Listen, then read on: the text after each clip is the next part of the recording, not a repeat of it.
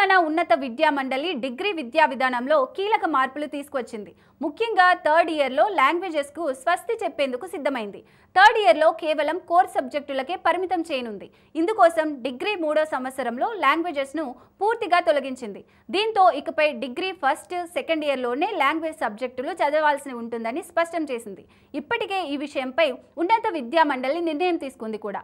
2025-26 విద్యా సంవత్సరం నుంచి ఈ విధానం అమల్లోకి రానుంది. నిజానికి ఇదేమీ కొత్త విధానం కాదు. ఇది గతంలోనూ అమలైంది. కానీ 2021లో డిగ్రీ కోర్సులను సంస్కరించడంలో భాగంగా ఉన్నత విద్యా మండలి థర్డ్ ఇయర్లో లాంగ్వేజెస్ను తిరిగి అమలు చేయడం ప్రారంభించింది.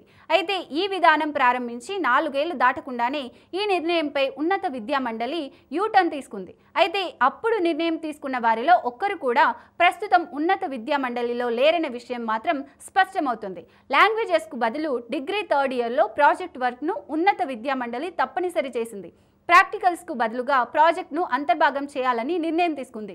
ప్రస్తుతానికి ఇంజనీరింగ్ సహా కొన్ని కోర్సుల్లో మాత్రమే ప్రాజెక్ట్ వర్క్ను అమలు చేస్తున్నారు. ప్రాజెక్ట్ వర్క్కు కూడా క్రెడిట్స్ ఉంటాయి. ఆ క్రెడిట్స్ను విద్యార్థులు క్లెయిమ్ చేసుకోవచ్చు. ఈ మార్పులు ఏడాది ముగింపులో ఇచ్చే మార్కులకు కలుపుతారు. మ్యాథ్స్, స్వయం, NPTEL వంటి ఆన్లైన్ వేదికల ద్వారా అభ్యసించిన కోర్సుల క్రెడిట్స్ను సైతం క్లెయిమ్ చేసుకునే అవకాశం ఇవ్వాలని ఉన్నత విద్యా మండలి నిర్ణయించింది.